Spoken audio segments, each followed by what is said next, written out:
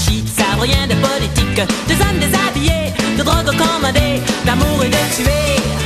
Et si tu me paries les réponses aux grands défis de l'univers, et même si tu me traites de creuse, tant mieux, j'aime la vie en anarchie.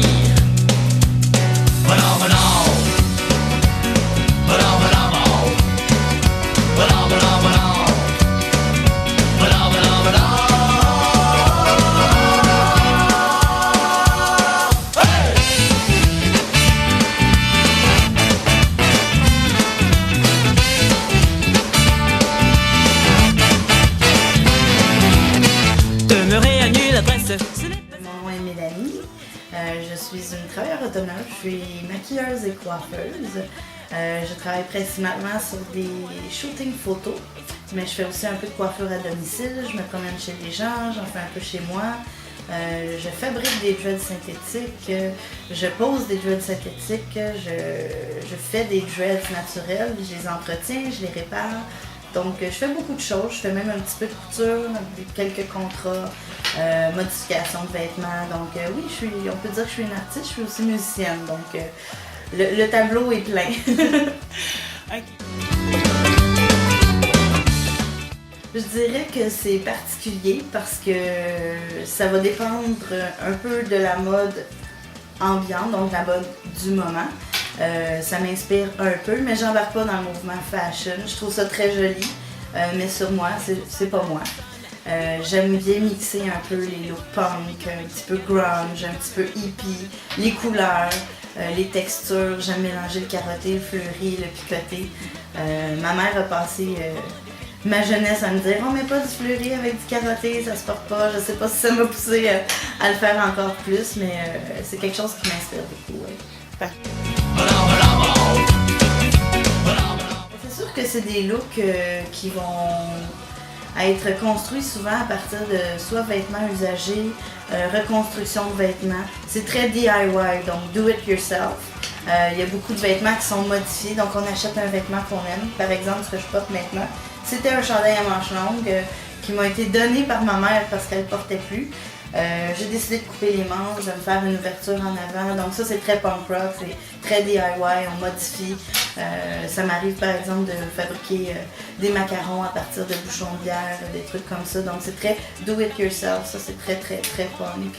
Il y a aussi beaucoup le côté vêtement qui a été brisé mais qu'on répare d'une façon qui n'est pas propre et nette. On veut montrer que ça a été brisé puis que ça a été réparé. On veut mettre en valeur le défaut parce que veut pas dans le mouvement punk, c'était des gens au début qui s'étaient révoltés contre la société parce qu'ils étaient à part de la société. Donc ils voulaient ressembler à des déchets pour empirer un peu le cas. C'est un peu une confrontation, une révolte. Donc le style punk, c'est vraiment d'aller chercher des éléments dans la mode, mais de les reconstruire. Ça m'a coûté cher de votre tout en l'air. Je trouvais ça beau des boutons, puis j'ai décidé de les mettre sur un collier. Là, j'en avais déjà fait un il y a une couple d'années, puis ça fonctionnait pas très bien, les boutons ils tournaient, puis ça rentrait mal, donc je me suis développé une petite technique personnelle pour les aligner, puis qu'ils restent bien à plat. Cool. Ça se mêle pas. Je fais un close-up. Close-up! Bon.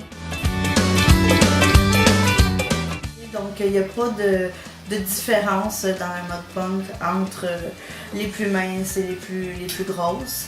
En fait, ce que je trouve triste, c'est que commercialement parlant, dans les magasins où on va retrouver des vêtements qui sont commercialisés déjà punk, parce que veut pas, ça a pris une ampleur fashion, puis il y a des magasins qui vendent ces vêtements-là avec un look déjà punk, même si c'est pas vraiment fait par une personne, c'est-à-dire que c'est fait à la chaîne, c'est du prêt-à-porter.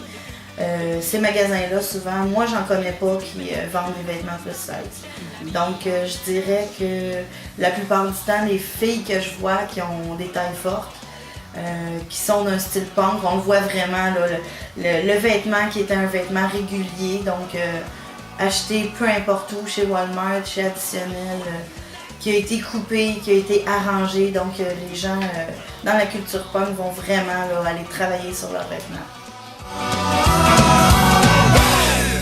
Il y a deux aspects. Le premier, c'est l'aspect extérieur. Donc, ce qu'on va voir côté habillement, beauté, le look en général extérieur.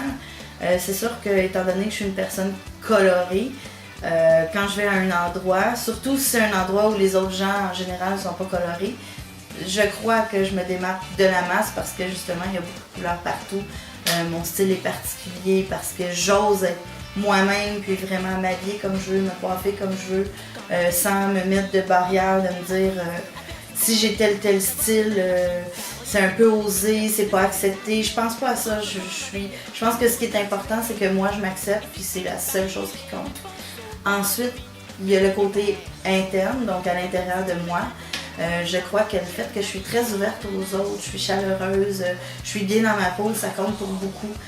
C'est ce qui va faire la différence, je pense, entre être simplement remarqué visuellement, puis amener les gens à venir me voir et me parler, parce que c'est quelque chose qui m'arrive beaucoup, peu importe à l'épicerie, dans le métro, dans des bars, quand je vais magasiner, un peu partout, les gens m'arrêtent, me font des compliments, me posent des questions. Donc, je suis quelqu'un qui aime beaucoup parler, qui aime beaucoup les gens, donc c'est super le fun parce que je réussis à, j'imagine, dégager une vibe qui fait que les gens sont à l'aise de venir me parler.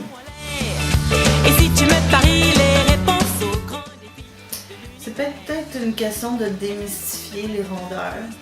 Je pense aussi qu'aux États-Unis, étant donné la quantité de personnes obèses dans la population, ils n'ont pas eu le choix à un moment donné de faire un constat.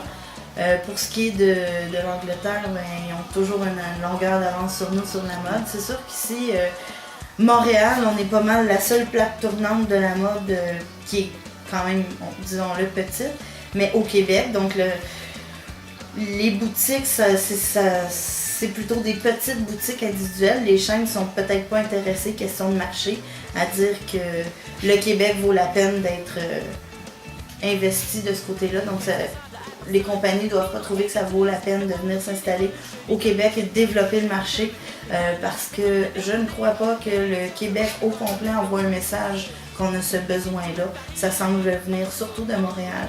Donc je crois qu'il faudrait vraiment que les gens soient au courant du problème, en parlent et que les gens concernés se manifestent. La première action à faire, ce serait de vérifier c'est quoi la demande. Puis vraiment aller chercher ce qui est à la mode, finalement aller vérifier, écouter les gens, leur demander, aller les chercher un peu partout, leur dire écoute, toi, qu'est-ce que tu veux acheter, qu'est-ce que tu veux qu'il soit disponible.